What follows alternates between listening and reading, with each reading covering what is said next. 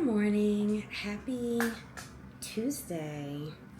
I am going to sit and have tea with you today and chat, kind of catch up on some of the things that I have neglected to fill you in on over these past few months, and also explain to you why I am on crutches hobbling around my house. So take a seat, get ready. We have a lot of catching up to do.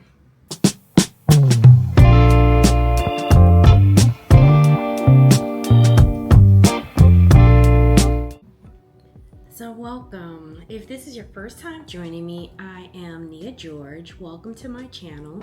On this channel, I kind of document my journey to my second marriage late in life.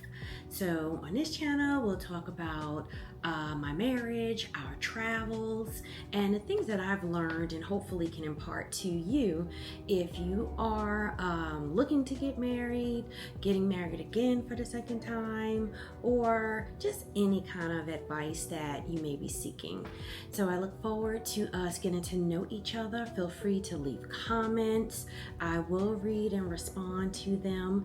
And again, welcome. So today I am going to start with just some tea, and I wanted to tell you about a new tea that I found in an international farmers market, and this tea is called Prince of Peace, and this is for it says it's for blood pressure. So I'll tell you a little bit about the ingredients that it has.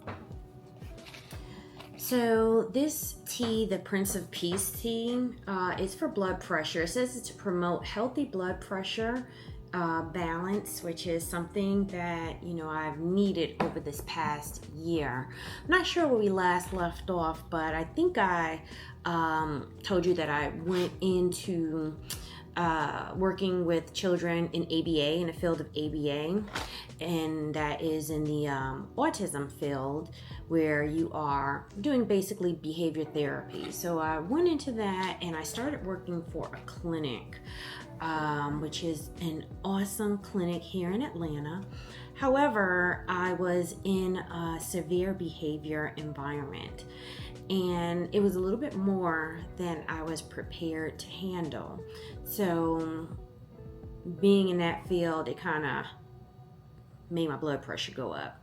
So I left that field, and I was put on some medication in order to help make my pressure, stabilize and get back to normal. And it has been helping. So it's been now over 6 months, and it has helped maintain my blood pressure. That, along with, of course, prayer and not doing too much, which is an issue that I have inherited from my father. Doing too much. So anyway, this is a herbal tea. It's all natural. It has hawthorn fruit, ligustrum seed, saffora flower, green tea leaf, stevia leaf. And I just started drinking it this week. But what I really liked about this box when I saw it, it has a scripture on it for Proverbs 4:23. And it says, above all else, guard your heart, for everything you do flows from it. And that was really sweet to see. In the inside, it tells you a little bit about their history. And it says that Prince of Peace, one of our mottos is, we have been blessed to be a blessing. The Prince of Peace Children's Home and Children's Rehabilitation Center is home to over 100 children in Taiwan, I think it's Taiwan, China. These children range in age from 6 months to 9 years old, and all suffer from various congenital health ailments such as cerebral palsy, Down syndrome, albinism. I guess that's albinism. And they I guess maintain and help these children, and part of your purchase goes to that ministry. So that was also another reason why I like this tea, that it is going to a good cause to help out the kiddos. Although I can't necessarily help out the kiddos anymore in that field, I am still contributing to their well-being, Lord willing. So it's a really good tea. It's soft, it's gentle, doesn't need any sugar because the stevia, I guess, leaf makes it not be so bitter. And it's something that I can just drink and enjoy my cup of tea while I'm here with you trying to catch up. So let's catch up.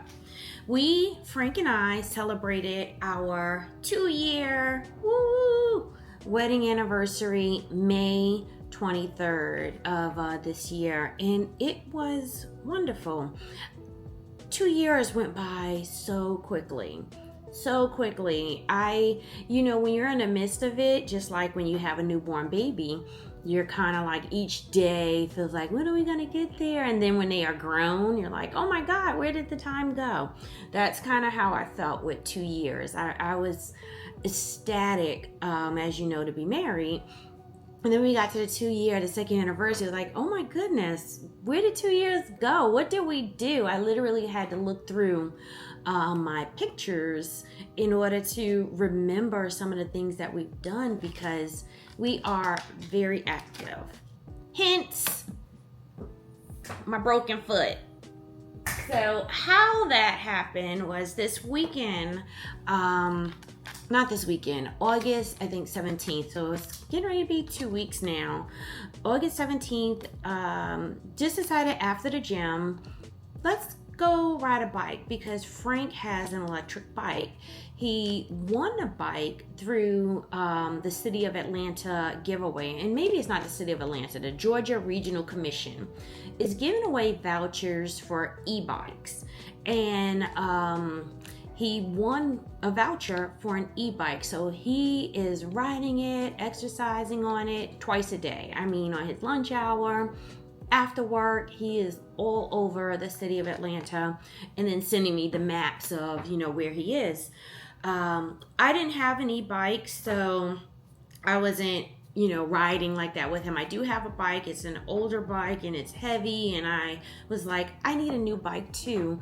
But, since I didn't get the voucher, it's not in our budget right now for me to go ahead and splurge and buy an e-bike. So we were going to wait to the next cycle come out, which it has come out August 24th. And this time I put in hoping that I can win a voucher for a bike, so I'll be able to ride along with him. But on August 17th, after the gym, I said, hey, let's go bike riding. I'm going to rent a bike. The city of Atlanta has what they call, and it may be everywhere, the Lime bikes. They were first just scooters, but now we have bikes all along the belt line and a path that will encourage us to be more active. So it was like, I'm going to rent one. I have the app on my phone. We found a bike not far from our house. We walked over to it. I walked over to it. Frank rode his bike. I walked over to it. And immediately when I got the bike, I was like, this is heavy. Now, I knew the e-bike was going to be heavy because Frank's bike is about 78 pounds. So I knew the bikes were going to be weightier than, my regular bicycle. But I was like, this bike is heavy. And the seat was really high. So we tried to adjust the seat to which I felt was going to be appropriate for me. I was able to get on it, but also was still feeling that I needed to bring the seat down a little bit more, because although I was able to get on it when it was turned to the side, whenever I was upright, I literally was on my tiptoes, really on the big toe, just, barely keeping my balance unless I started pedaling and was, off. So got on, did not further adjust the seat. And we rode the bike from just a few blocks from that location to our home because I didn't have a helmet. And so we had to come back to the house to get my helmet. Coming back to the house, I was saying, while we're here, while Frank running to get the helmet, I need to adjust the seat. So I put my foot on the curb in order to kind of balance myself, because again, standing up on the bike, I was just on a tiptoe. I would not be able to get off in order to adjust my seat. So I'm thinking I'm going to put my foot on the curb and lean over using the curb to allow me to leverage.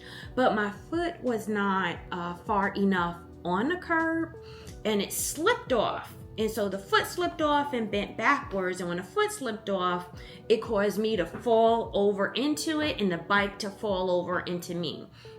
Didn't really fall on the ground or anything, but I just knew my foot, my foot went backwards. So I kind of maneuvered off there and was hopping because I was telling Frank, I hurt my toes, or I hurt, the ball of my foot, thinking that it was just a sprain and I'll be able to get back on a bike. So I just, kind of rolled my ankle, walked a bit, was kind of tender, tried to get back on the bike, but when I went to push the pedal down, I couldn't push the pedal down.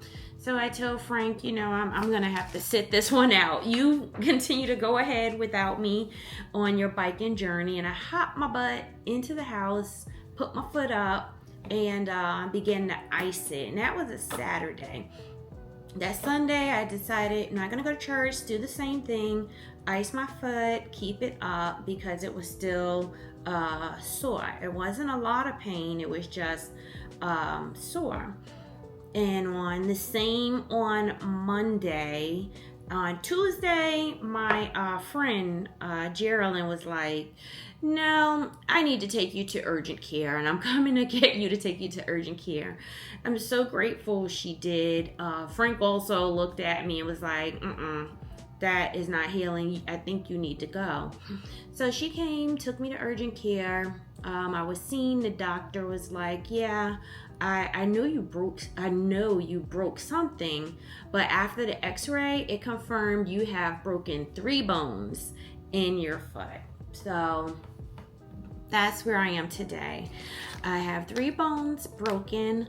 This week, I go to a podiatrist because they have to determine if they will put a screw in one of the bones opposed to just putting a cast on. They will put a screw and a cast.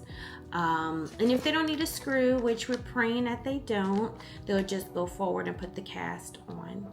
So the interesting thing, though, it has not been a painful journey. You would think that breaking 3 bones in my foot would have been so painful enough that I would have immediately gone to the urgent care or to the emergency room, but it was not painful. It was just sore. So the doctor said, you must have a high pain tolerance. I said, maybe I do. I did have 3 kids. Although I did have the 3 kids by C-section. And I would tell people that is the most painful scenario, having a C-section and then walking after you've been cut in half in order to prevent blood clots. So that's where I am with my foot. And initially I was very frustrated. It was like, God, why is this happening to me? Just when I was trying to revamp, certain things with my real estate brokerage and a lot of things I am trying to do. But, taking a step back, praying, and really just getting in tune with the Father and the Spirit, and realizing that, all things that are done for His purposes are going to be for my good. So I need to just relax and seek Him throughout this time to allow His work to be done in my life, right? Which again is ultimately for my good. And I do see this as a positive because now it brought me back to you. It brought me back to one of my loves, which is vlogging. And just sharing my life, sharing my experiences. And if not for you, I deem this as something that my children will be able to look back on as they get older, to know a little bit about my mindset and things that were unsaid, things that were unsaid to them because they either aren't here, they're in school, they're working, they're living their life, and they can have an idea of what was going on with their mother. and they can relate to me because as they have children, you know, some of these may impact their life as well. So going back, but not back too far, I'll have another vlog about our trips that we've taken this summer. But some of the things that Frank and I have done, like on our anniversary, we didn't do anything extra this year. We didn't go traveling, but we did go to a Korean barbecue restaurant, which I love, over off of Highland Boulevard. We were able to sit outside, and they bring the grill out to you, and so you're able to enjoy, you know, the nice weather and cook your barbecue, and that was really nice. I enjoyed that. I always love going to Korean barbecue. Something about making your food there and it being fresh and kind of all you can eat is really appealing to me. No, not like Golden Corral, but this Korean barbecue restaurant, you know, this phenomena here in Atlanta and all over now. I'm so happy they brought this tradition to us because it is one I certainly can appreciate. Another thing I did this spring before summer is I took swimming lessons. And I can officially say I'm a swimmer. So I will add some footage up online so that you can see some of my videos that I've been swimming. I am loving it. I mean, I knew that I was a swimmer. You know, it's like how you know something before you can actually do it. You can see yourself doing it. You know you are made to do this thing. That's how I was with the swimming. I just knew I was a swimmer. So I took 4 lessons with through the swim school, and it's SWEM school. It is a school, I guess, minority-owned, African-American, woman-owned school with trainers of all, you know, backgrounds and races and everything. But I won a scholarship to take lessons, and my teacher, his name was Brandon, he was just phenomenal. Because I tell you, he was so patient and calm. It was me and seniors, like 4 other seniors in his class, and one young lady who was going with her grandma. And he was just so patient and calm and encouraging and motivating that it was, he just made it seamless. And it was like an accelerated class because he didn't, I tell you, in 4 lessons, you know, you could only do so much. So it wasn't like, okay, we're going to spend 3 days on holding your breath. I mean, he spent like 15 minutes on holding your breath and putting your head underwater and really getting comfortable with that. But after each class, he had us dive into the deep end, 7 foot, just so that we can be comfortable with diving and overcome any fear that we may have. He didn't say, okay, on the last day, we're gonna dive. It was like after each session, we were diving into the deep end. And let me change that, the verbiage. We weren't diving, we jumped. So we jumped in. It's very different because diving, you know, your head first. We would jump in, and he was there for us to help us if we had a problem, if we couldn't come back up. But he wanted us to get used to jumping in, letting you go underwater, and realizing that if you relax, you were going to float back up to the top. You weren't going to stay down. You're going to go down, come back up, go down, come back up. And that was, I think, a very unique way to teach us first, is to overcome the scary thing first, right? Because you think usually, oh, if I go down, my head is going to be underwater, I'm going to drown. You immediately think you're going to drown.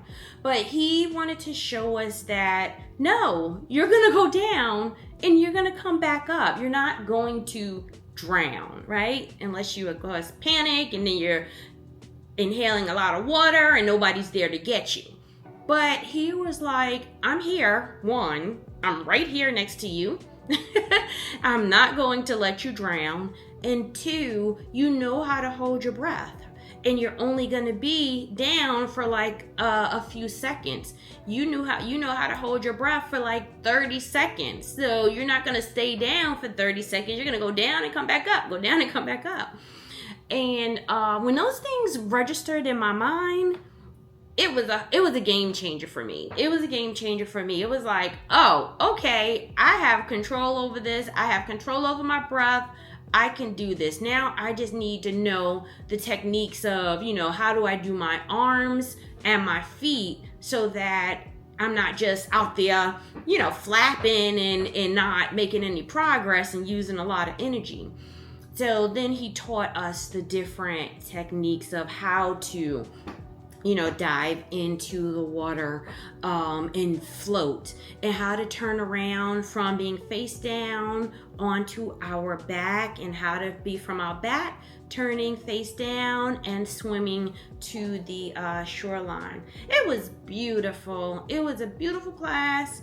And I promised myself, as soon as I heal from this injury, I'm going to take more classes, because certainly there is a lot more to learn.